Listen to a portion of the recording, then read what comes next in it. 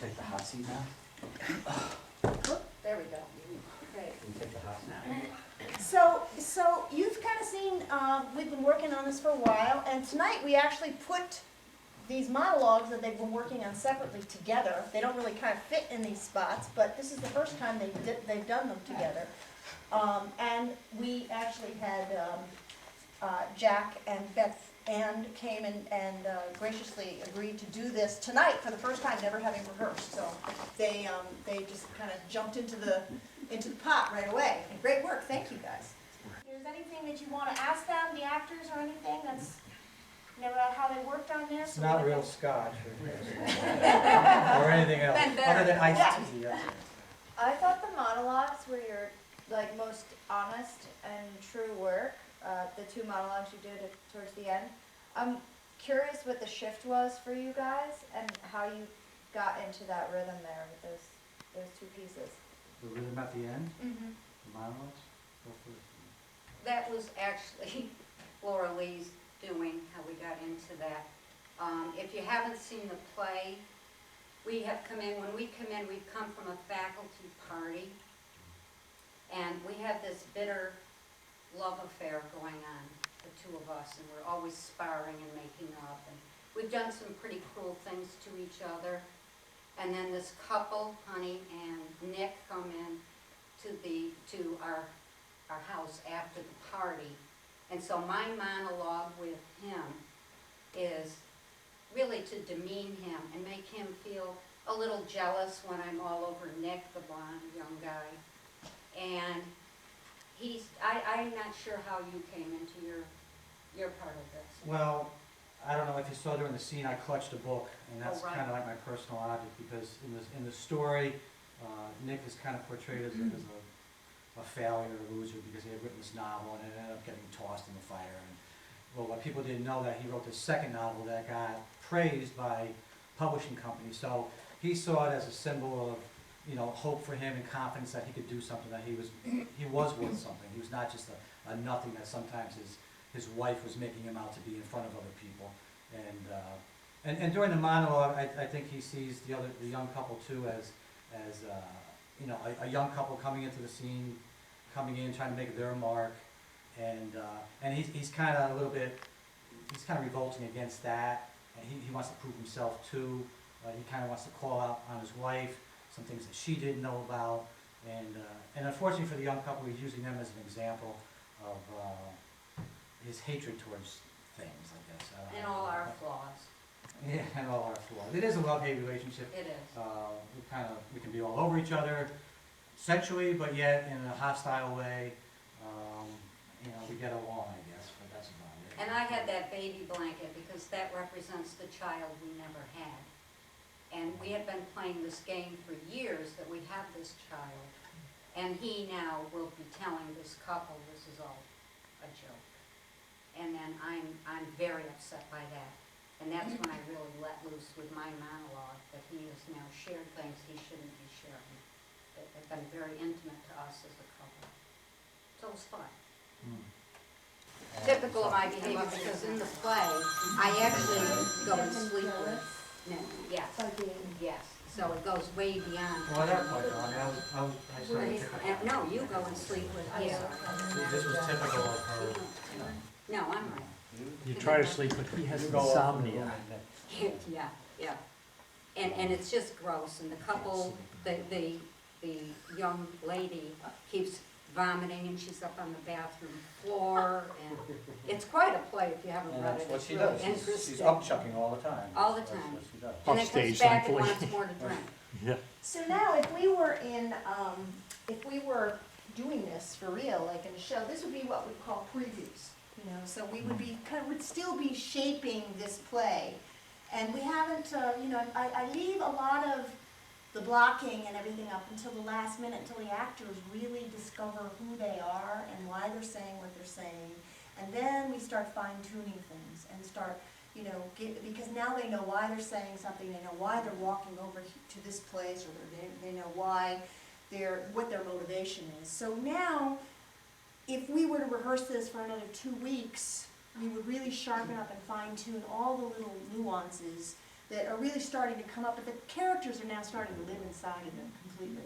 So, what did you feel that worked tonight, and what did you feel that you were self-conscious or stopping? I was self-conscious about my movements, because we don't, we can't put our back to you, which is obvious, we shouldn't do that. So I feel like sometimes I'm moving like sideways when naturally you wouldn't be moving sideways.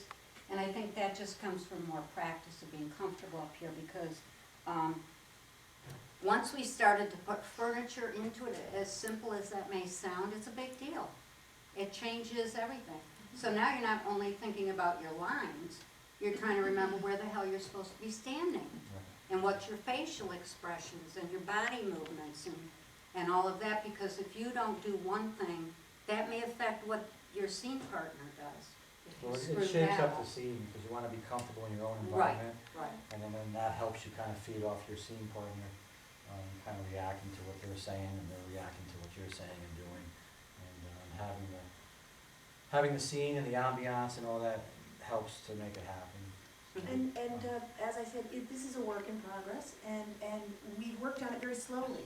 And we started to layer things, and we started to layer different things like the alcohol and the costumes and the props and all of those things, but they've all taken their time and we've done it very slowly, so they really know why they're, for instance, when they drink the booze, they really, it has to affect them somehow, and you can see a gradual decline in their behavior because the alcohol is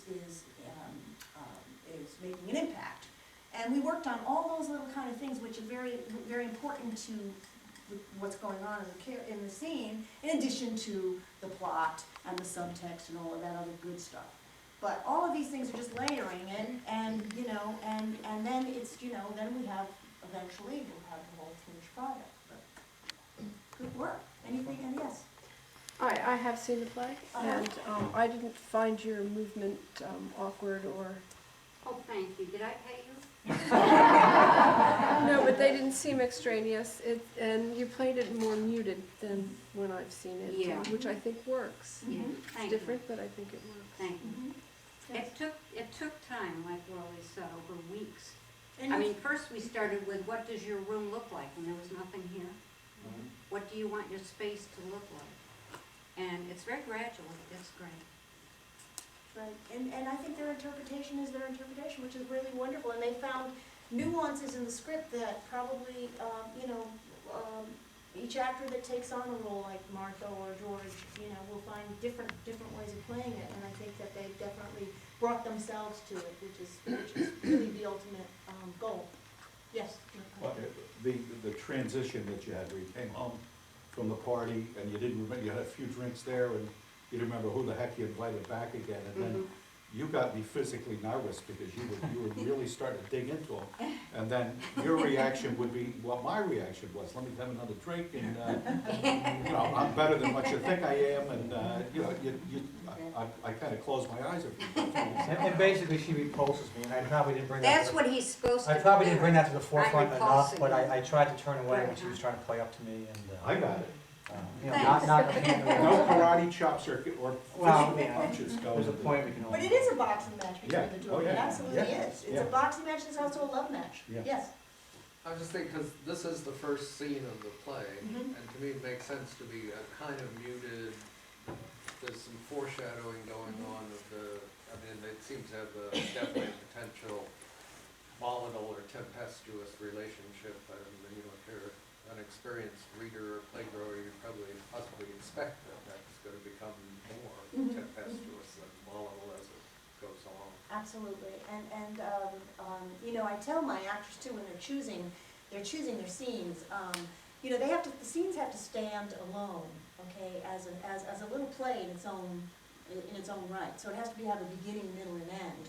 And even though it's following the logic of the play, yes, we know this is the beginning of the actual play, but within this particular scene, there's a beginning, and there's an arc, and then there's a place where it climaxes.